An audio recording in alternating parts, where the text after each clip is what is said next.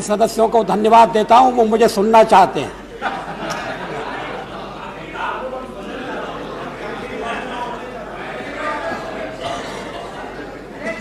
मैं कह रहा था कि ये शिकायत की गई है और इसके लिए मुझ पर आरोप लगाया है कि मैंने राजनीतिक नैतिकता का पालन नहीं किया।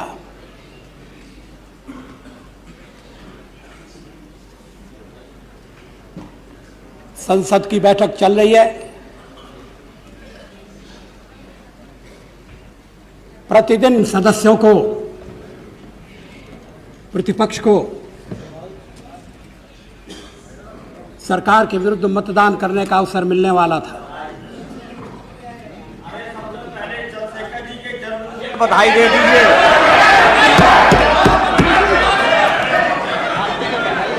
Please don't disturb him, please. Mulayam Singh ji, please. When the leader of this house is speaking, don't disturb him. And at the same time, the opposition also. सदन में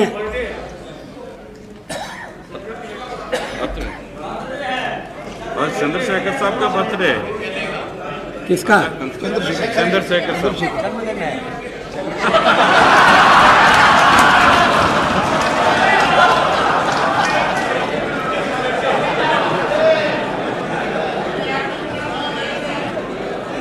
बहुत बहुत बधाइयाँ। आज शुभकामनाएं करें जन्मदिन।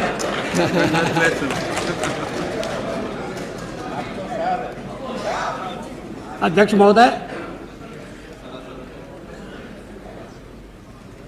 लगभग 40 साल से मैं संसद से जुड़ा हुआ रहा हूं। मैंने अल्पमत की सरकारें भी देखी हैं। श्रीमती इंदिरा गांधी के ज़माने में अल्पमत की सरकार थी, किसी ने उन पर आरोप नहीं लगाया कि वो नैतिकता का उल्लंघन कर रही हैं।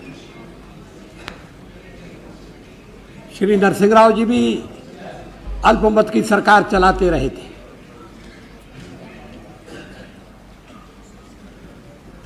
उस अल्पमत को बहुमत में बदलने के लिए क्या क्या किया गया, इस कहानी में मैं जाना नहीं चाहता।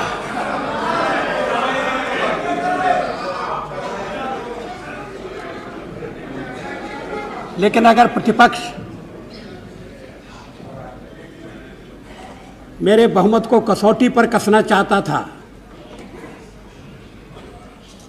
तो स्वयं प्रस्ताव ला सकता था। अभी तक मेरी ये समझ में नहीं आया कि महामहिम राष्ट्रपति का दरवाजा खटखटाने के बजाय प्रतिपक्ष इकट्ठा होकर मेरे खिलाफ प्रस्ताव क्यों नहीं लाया।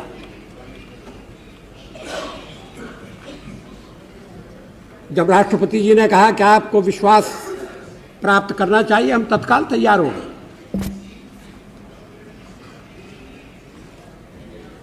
2 दिन बहस चली है, अब समाप्ति होने जा रही है।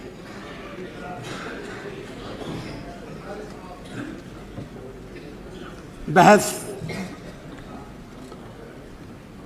और भी अच्छी हो सकती थी।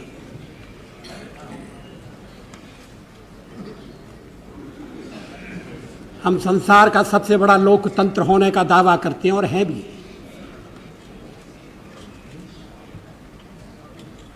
लेकिन हमारी संसद देखकर अभी अभी जो देश लोकतंत्र की धारा से जुड़े हैं वो क्या अनुभव करते होंगे, इसकी सहज ही कल्पना की जा सकती है।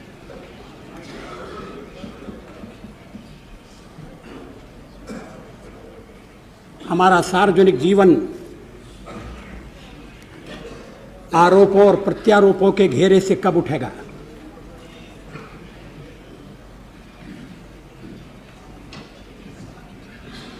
आरोप लगाए जाएं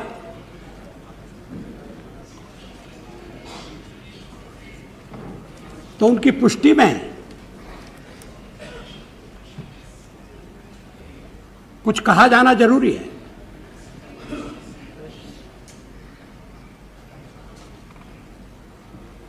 प्रेस में या मीडिया में जो कुछ छपता है उसको दोहरा दिया जाए। ये एक तरीका हो सकता है, मगर बहुत अर्थपूर्ण तरीका नहीं है, बहुत कारगर तरीका नहीं है।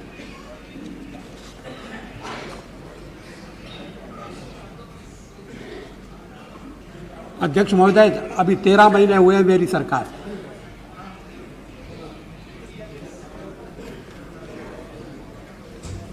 हमें कसौटी पर कसा जा रहा है।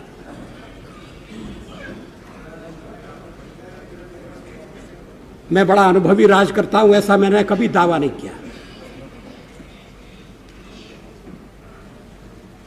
लेकिन ईमानदारी से देश की सेवा करना चाहता हूं, यह दावा जरूर है।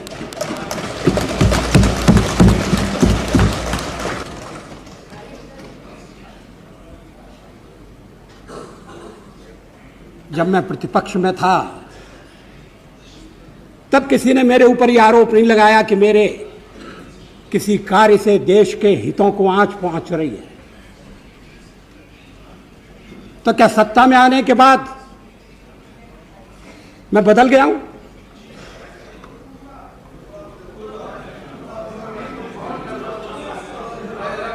क्या सत्ता इतना परिवर्तन करती है? तब तो जो 40 साल सत्ता में रहे उनकी दशा क्या होगी, इसका सहज ही अनुमान लगाया जा सकता है।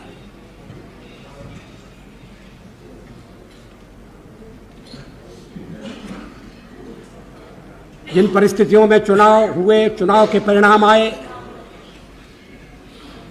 एक मिलीजुली सरकार बनना निश्चित था। अंत समय में भी हमने राष्ट्रपति जी को कहा था कि जितनी संख्या होनी चाहिए,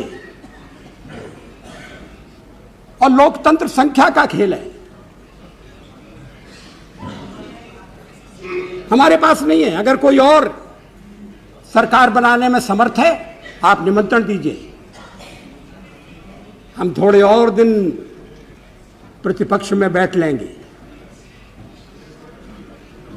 लेकिन कोई सरकार बनाने के लिए तैयार नहीं था। 13 महीने बाद तैयार हो गए, अच्छी बात है।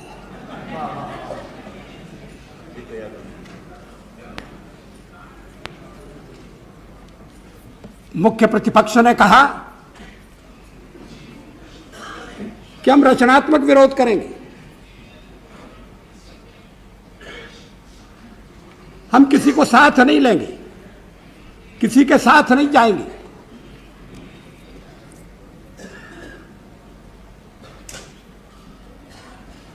हम उस घड़ी की प्रतीक्षा करेंगे जब हमें स्पष्ट बहुमत प्राप्त हो।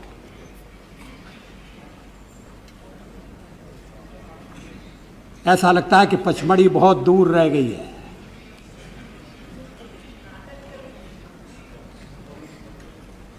नए गठबंधन हो रहे हैं।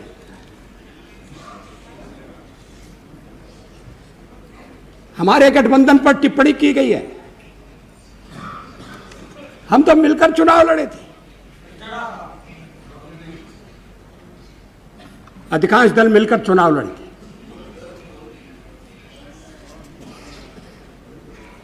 एक कार्यक्रम के आधार पर लड़े थे।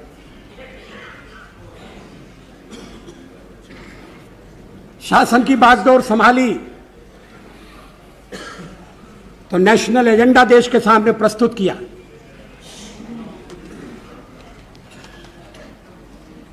लेकिन आज हमें हटाने के लिए, और यह निषेधात्मक रवैया है, नकारात्मक रवैया है।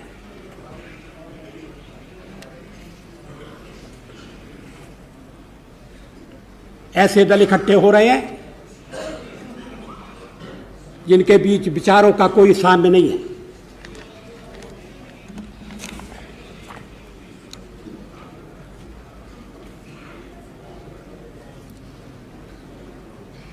हम तो प्रारंभ से ये कहते रहे हैं कि भारत की राजनीति जिस तरह का मोड़ ले रही है, उसमें क्षेत्रीय दलों को एक महत्वपूर्ण भूमिका निभानी है।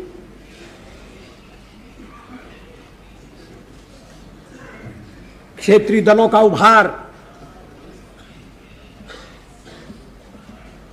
ये हमारी विविधता का परिचायक है। ये इस बात का भी संकेत है कि जो अपने को अखिल भारतीय दल कहते हैं,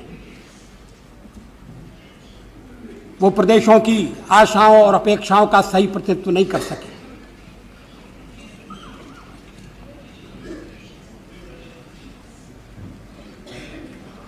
तेरह महीने हम सरकार चलाते रहे, अनेक क्षेत्रीय दल हमारे साथ हैं, जो बाद में हमें छोड़कर चले गए, उन्होंने भी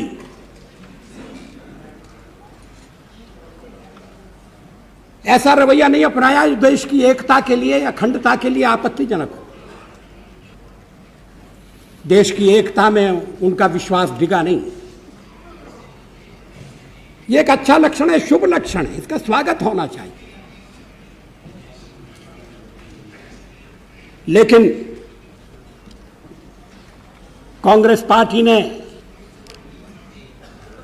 98 के अपने इलेक्शन मैनिफेस्टो में रीजनल पार्टीज की जिस तरह से निंदा की, वो स्वस्थ दृष्टिकोण का परिचय नहीं देती है। मैं उद्धृत कर रहा हूं, bye there very nature regional parties lack a national perspective,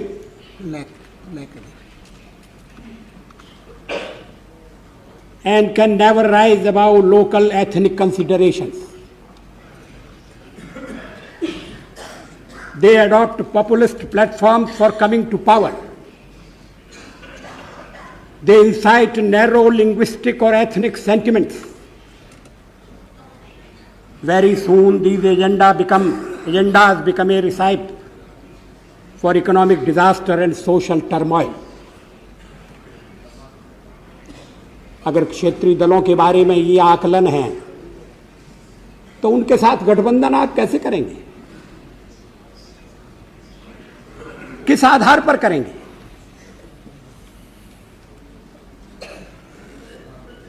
क्षेत्रीय दलों के अलावा कांग्रेस ने रीजनल पार्टीज के बारे में टिप्पणी की।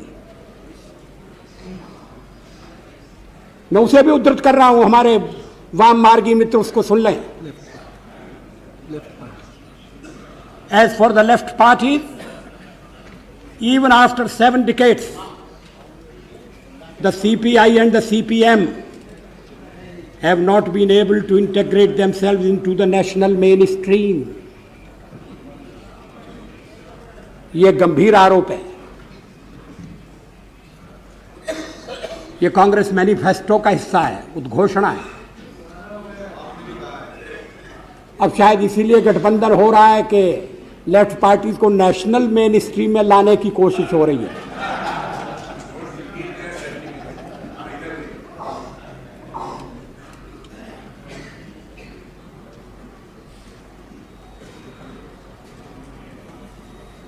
जनता दल असमंजस में था, पता नहीं उसने क्या फैसला किया है।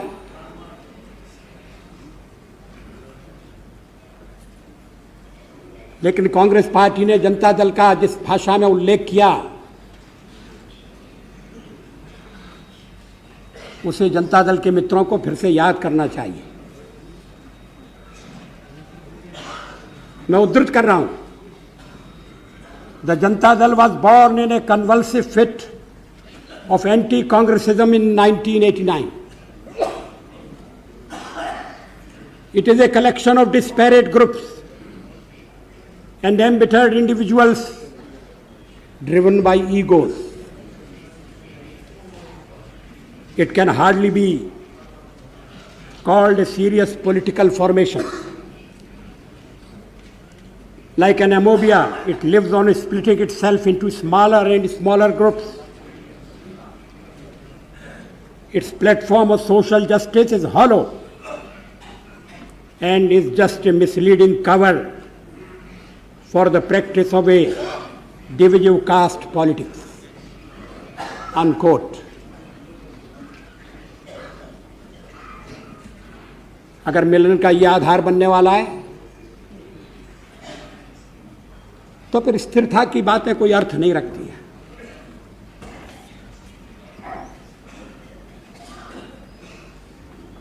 मेरी सरकार को अस्थिर करने की कोशिश की गई है और उसके लिए और मेरी सरकार पर यह आरोप भी लगाया गया है कि इसमें अंतर्विरोध से ग्रस्त पार्टियां हैं। आप जिस ढांचे को खड़ा करने का विचार कर रहे हैं और जो पूरा नहीं होगा,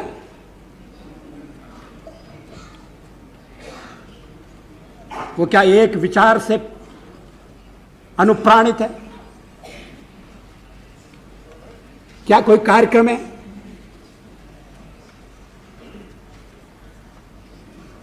क्या नेतृत्व एक है? उस दिन श्री लालू प्रसाद जी ने कहा कि आप हट जाइए, हम ये 5 मिनट में नहीं 1 मिनट में विकल्प खड़ा कर लेंगे।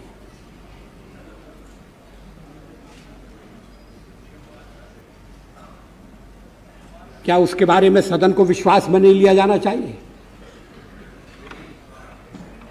क्या देश को यह जानने का अधिकार नहीं है कि जनादेश से बनी हुई सरकार को आप हटाने की बात कर रहे हैं? ये जनादेश से बनी है।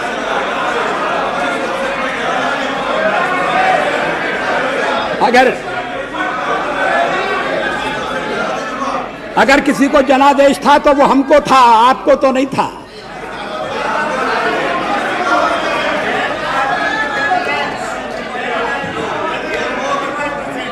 On 21%. 13 महीने के कार्यकाल में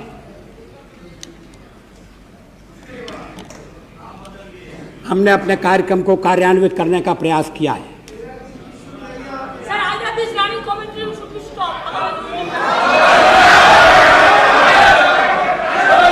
Please. There should not be any running commentary, please. What is this? No, there, no running हमारा commentary, Aadhaar please. National agenda है। No running commentary, please. हमने उसके आधार पर आगे बढ़ने का प्रयास किया है।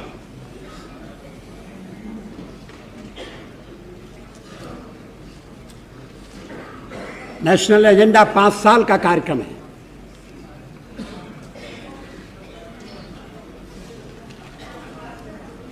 उसे निश्चित कार्यावधि में पूरा करने का हमारा इरादा है।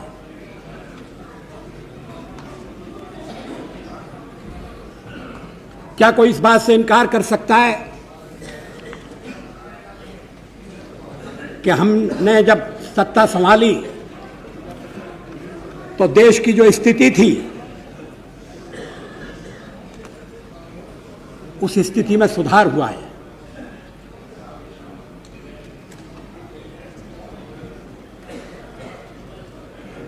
चाहे वो देश की सुरक्षा का सवाल हो,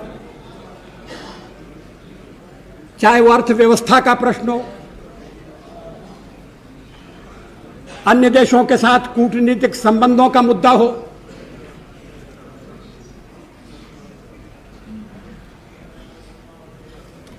हमारा दावा, यह अधिकारपूर्ण दावा है कि हमने हर एक क्षेत्र में आगे बढ़ने का प्रयास किया और उसमें सफलता पाई है।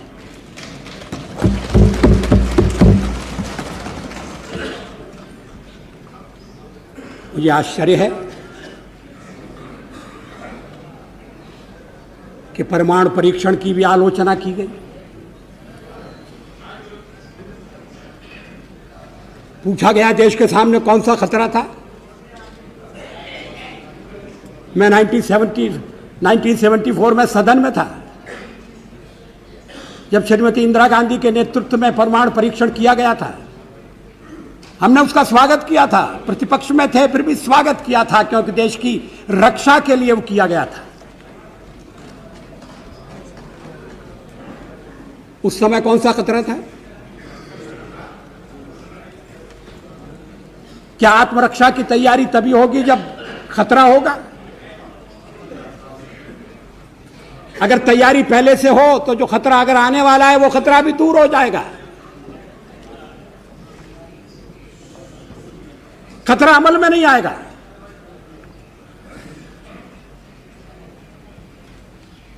और इसीलिए हमने परमाणु परीक्षण करने का फैसला किया। हमारे कार्यक्रम का अंग है, उसमें लिखा हुआ है, कोई छुपी हुई बात नहीं थी, कोई रहस्य नहीं था।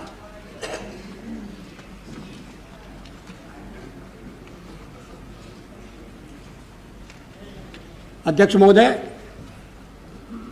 परमाणु परीक्षण के बारे में श्री चंद्रशेखर जी ने कुछ विचार व्यक्त किए हैं।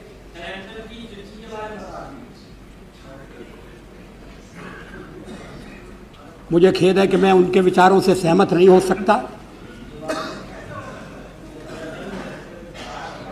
उनके चिंतन की एक विशिष्ट धारा है।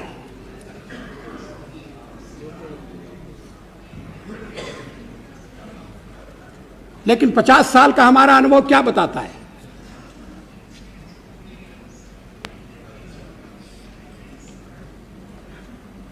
क्या रक्षा के मामले में हमें आत्मनिर्भर नहीं होना चाहिए?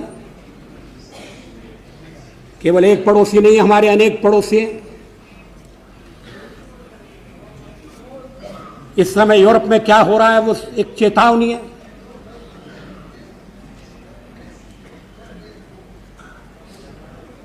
पोखरण 2 कोई आत्मश्लाघा के लिए नहीं था, कोई पुरुषार्थ के प्रकटीकरण के लिए नहीं था,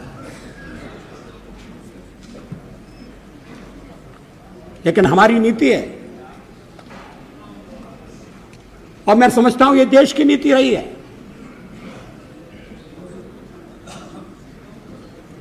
कि मिनिमम डिटरेंट होना चाहिए।